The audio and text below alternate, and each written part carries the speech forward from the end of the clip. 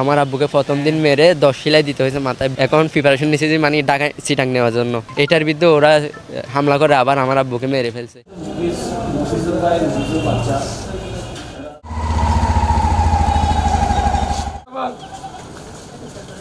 সমস্যা হচ্ছে কারেন্টের লাইন নিয়ে আমাদের বাসায়, আমাদের দূরে তো প্রথম আমরা কারেন্টের লাইন নিয়ে গেছি, তো এইখানে কারেন্ট আমাদের বাসায় জ্বলে। ওরা তো লাস্টে আছে, ওদেরকে সাইড কালেকশন দিয়েছে, 2 বছর হয়েছে।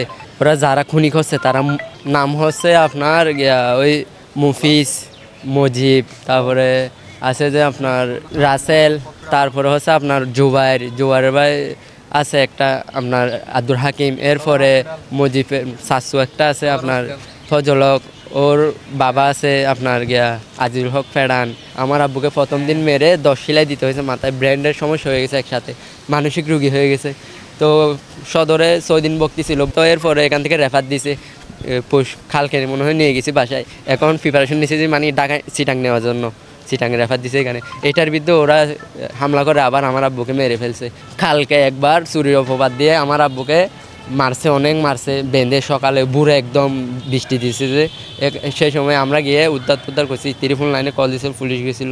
তো এরপরে আবার আজকে সকালে আবার মারছে, মানে কি উলঙ্গ অবস্থা করে মেরে সবাই।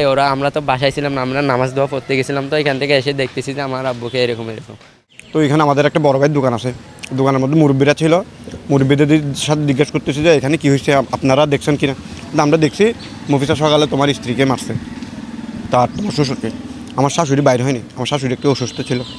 তারপরে আবার আমার শাশুড়ি বাইরে হওয়ার পরে যখন বলতেছি আমরা তাহলে এটা সামাজিকভাবে কোনো একটা ব্যবস্থা নিয়ে এটা সমাধান করে দেবো, সকাল সন্ধ্যার দিকে আমাদের সমাজে যে কী করবো না, আমরা একটা বৈঠকের মাধ্যমে এটা সমাধান করে দেবো।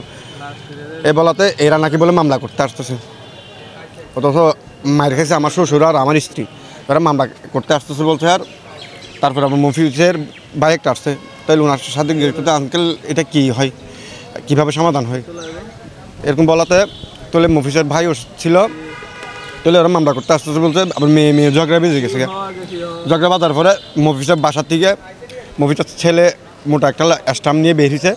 মফিজে বের হয়েছে আপনার লোহার একটা খন্তা নিয়ে, তারপরে এলোপাতারি বাড়ি দিয়ে আমার শ্বশুরের বাড়ি মাথার মধ্যে বাড়ি দিয়ে মাথা ফাটাইয়া দেয়।